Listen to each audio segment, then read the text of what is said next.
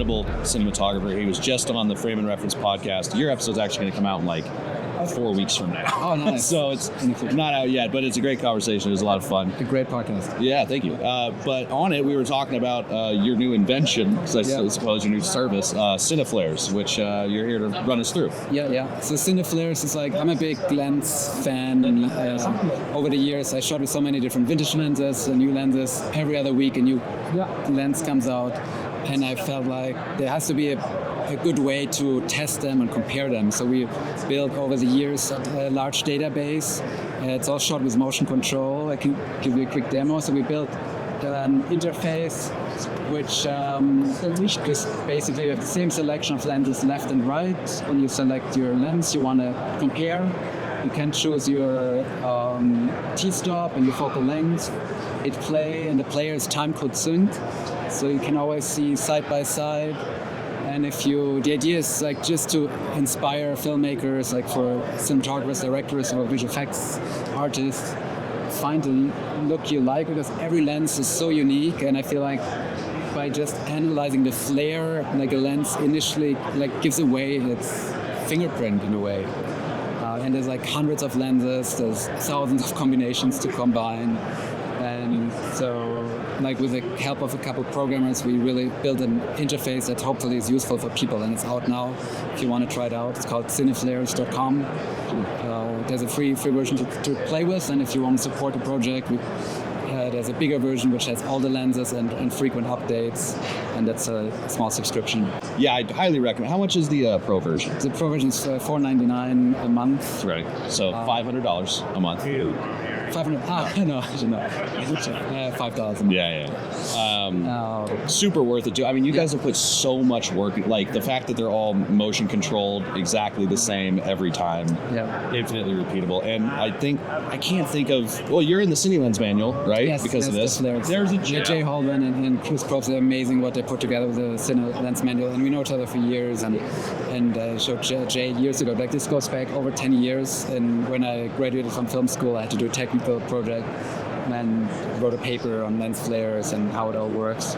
So it always stuck with me. I showed this over the years, my film school project, to like the directors and filmmakers at the ASC, and they always told me like, you have to publish this in some rolling.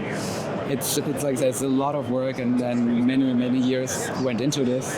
So our goal is like there's a subscription program. It's not to make money with it, just to keep it going, so we can pay the programmers and keep shooting more and more lenses. And I think it's a quite unique archive. We're trying to capture all lenses from the history of cinema. So we have the earliest original CinemaScope lens, like some collectors helping us with their unique lens collections to preserve kind of the look of those lenses. Yeah. And you were saying that so there's not only is there the web app, but like it translates well to the phone. You were showing us, but you've also got you can like save them and like kick out like a PDF, right? Yes. So you have a thing. So there's a web version. It's not an app. It runs on your browser.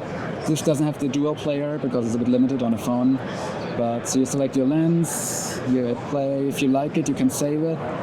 And then there's like a selects where you can have all your favorite lenses you like, and then the page can auto-generate a PDF document for you to share with your camera assistant, rental house. And you have more than just the flare information. On here you have all the information about the lens, weight, blade, size. And we categorize by flare, so it shows you what flare intensity, what flare colors. Right now this is static data, but in a couple of weeks there's an update that you can actually search for, show me a lens that has no flare, but moderate flare, or show me all lenses that have a purple flare, and then you can make a choice. Right. And you were also showing us that you can pick like, I want to see all 50 millimeters. Yes. I want to see, So we showed this for the first time now at NAB. It's like a browse feature, so it's like, show me all 35 millimeters, spherical large format, for example, and it will populate to a selection, which is so interesting to see them all side by side and say like, oh, this is really interesting, or maybe you say, oh, this is crazy, this might be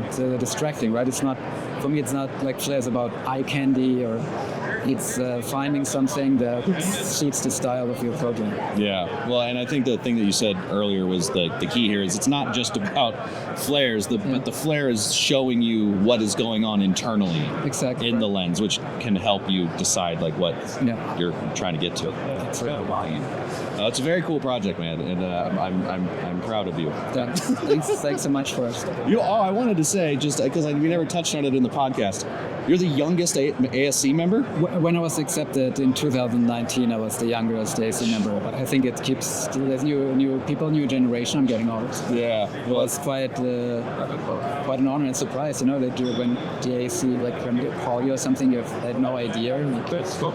This happened. It's a big honor, and it's such an amazing resource. Like we share information, knowledge. There's so many people, you have a problem with something, there's always somebody at the AAC who dealt with this before, or sharing knowledge about lenses. There's thousands of lenses out there, and just to discuss, and that's a great thing, just to start a discussion. Say, hey, look at this.